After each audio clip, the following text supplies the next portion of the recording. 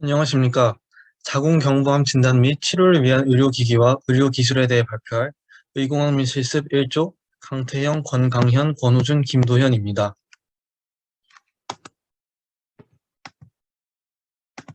먼저 목차를 살펴보시겠습니다. 저희는 먼저 자궁경부암에 대해서 간단히 설명한 후 자궁경부 세포 도말 검사와 HPV 검사 이 두 가지 진단법에 대해서 설명할 것입니다. 그리고 방사선 치료, 냉동용법, 레이저 그리고 립 치료 이렇게 네 가지 치료법에 대해서 설명할 것입니다. 먼저 자궁경부암입니다. 자궁은 체부와 경부로 나뉘어지며 자궁의 목 부분인 경부에 발생하는 암이 바로 자궁경부암입니다. 자궁경부암의 원인은 인유두종 바이러스, 인간 면역 결핍 바이러스, 헤르페스 바이러스 감염 등이 원인으로 지목되고 있습니다. 이 중 인유두종 바이러스가 가장 유력한 요인으로 지목되고 있습니다. 자궁경부 세포 도말 검사 펩 테스트입니다. 이 검사의 목적은 자궁경부암이나 질 및 자궁 감염 질환에 대해 검사하는 것입니다. 이 검사가 필요한 경우는 21세 이상인 여성으로 활발한 성활동을 하는 경우입니다. 이러한 경우 2년에 한 번 또는 의사의 권고에 따라 검사를 하는 것이 바람직합니다. 자궁경부 세포가 분석 대상 검체가 됩니다. 이 검사에는 몇 가지 유의사항이 있습니다. 24시간 전부터 질 세척, 통 목욕을 금지하고 있고 24시간에서 48시간 전부터는 성교, 질크림, 질세정제 사용을 금지하고 있습니다. 또한 월경 기간 중에 검사는 바람직하지 않습니다. 검사 과정을 살펴보겠습니다. 스패툴라, 면봉, 솔 등으로 자궁 경부에서 검체를 채취합니다. 그리고 그것을 액상 보존제에 넣습니다. 그 세포 현탁액을 유리 슬라이드에 넣고 염색하여 검사합니다. 이 검사의 장점으로는 아주 간단하고 통증이 없고 저렴하다는 것입니다. 그러나 단점으로 위음성률이 높다는 점이 있습니다. 이는 병변이 있음에도 정상으로 판정되는 경우가 30에서 50%씩이나 된다는 점입니다. 또한 부적절한 검체 생성률이 매우 높습니다. 도말 과정 중에서 세포의 건조, 변성, 중첩이 발생할 수 있습니다. 또한 혈성, 점액성 물로 세포 관찰이 방해받을 수 있습니다. 이러한 단점을 보완한 것이 액상세포 검사법입니다. 이는 혈성 산출물을 제거하고 선별 검사 시간을 단축시킵니다. 또한 검사 방법 및 진단 기준을 표준화하여 더 정확도를 높입니다. 또한 부적절한 검체 수를 감소시켜서 진단율의 정확도를 높이는 효과를 가져올 수 있습니다. HPV 검사에 대해서 발표하겠습니다.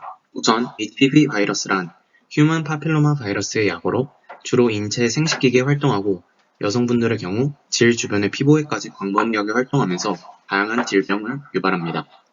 모든 HPV가 특정 질환을 유발할 수 있지만 고위험군의 경우 자궁경부암을 유발할 수 있기 때문에 저위험군보다 좀 더 관리가 필요할 수 있습니다. 자궁경부암 검사의 종류에는 팝스미어 테스트가 우선적으로 존재하는데 이 검사의 문제점은 정확도가 50에서 70% 정도로 낮다는 것입니다. 또한 양성이 음성으로 나오는 위음성률은 30에서 45%나 됩니다.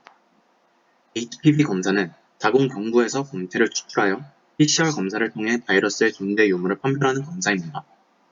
고위험군 바이러스가 검출된다면 주기적인 검사를 통해서 암으로 변이되는지에 대한 추이를 지켜봐야 합니다. 바이러스가 검출된다고 해서 모두 암으로 전이되지는 않기 때문입니다. 하지만 HPV 검사는 비싸다는 단점이 있기 때문에 검사가 쉽게 접근 가능하지 않습니다. 그래서 보통 팝스미어 검사에서 양성이 뜨면 이 검사를 추가적으로 진행하게 됩니다. 이어서 발표 진행하겠습니다. 앞서 설명드린 방법 외에 또 자궁경부암의 대표적인 치료법 중 하나는 방사선 치료입니다. 이는 고에너지의 방사선을 암세포에 조사해 암세포의 DNA를 파괴하거나 라디칼 형성을 유도하여 암세포를 파괴하거나 그 증식을 억제하는 방식입니다. 방사선 치료는 오늘날 자궁경부암이 아니더라도 암 치료에 있어 자주 활용되고 있는 가장 일반적인 치료법 중 하나입니다. 암의 병기나 치료 목적에 따라서 여러 치료법을 적용하고도 있습니다. 이는 대표적으로 외부 방사선 치료와 근접 방사선 치료로 분류할 수 있는데요. 외부 방사선 치료는 외부에서 방사선을 조사하여 치료하는 방식이고, 근접 방사선 치료는 신체 조직 내에 방사선을 방출하는 물질을 삽입하여 치료하는 방식입니다. 암 중에서 특히 자궁경부암의 경우 암 조직을 제거하는 수술을 시행하냐 마느냐에 따라서 치료 계획이 달라질 수 있습니다. 수술을 진행하는 경우에는 수술 후 외부 방사선 치료만을 진행하지만 수술을 진행하지 않을 경우 보통 외부 방사선 치료와 근접 방사선 치료를 병행합니다. 또한 필요에 따라서 이와 같이 수술이나 항암요법을 병행하기도 합니다. 우선 방사선 치료는 자궁경부암 환자의 전 병기에 걸쳐 활용이 가능하다는 점에서 이점을 갖고 있습니다. 또한 환자는 방사선 치료를 통원하면서 받을 수 있고 또 방사선 치료 과정에서 고통이 최소화되며 치료 시간 역시 그다지 오래 걸리지 않고 부작용 역시 최소화되고 있는 추세이기 때문에 환자의 편의성이 대폭 높아졌다고 할 수 있습니다.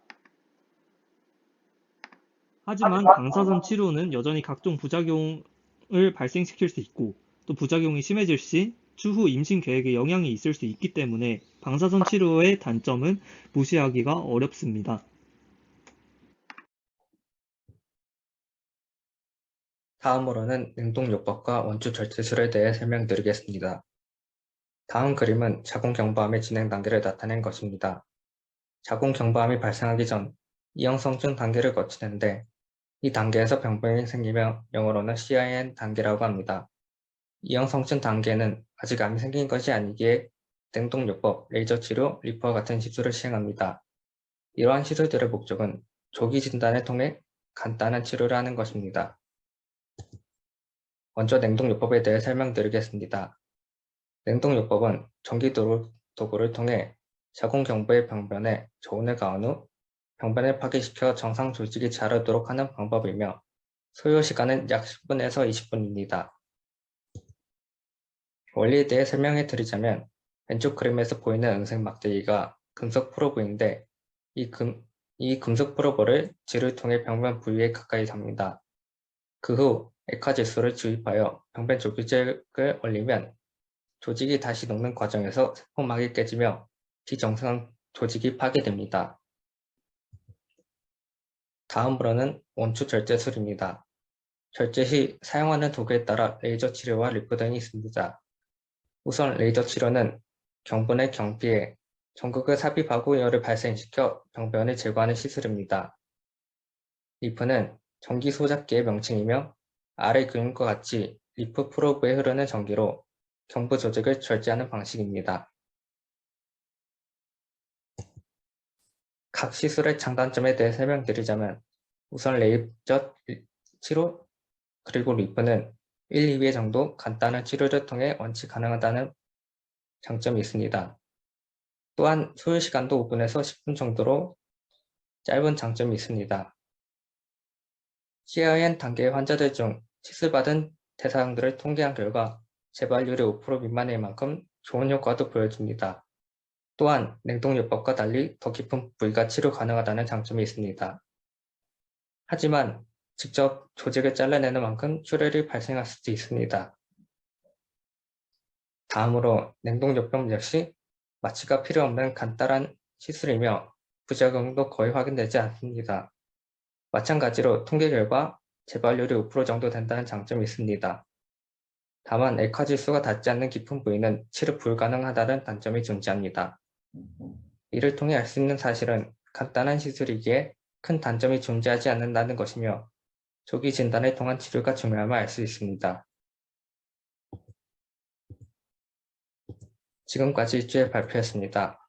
감사합니다.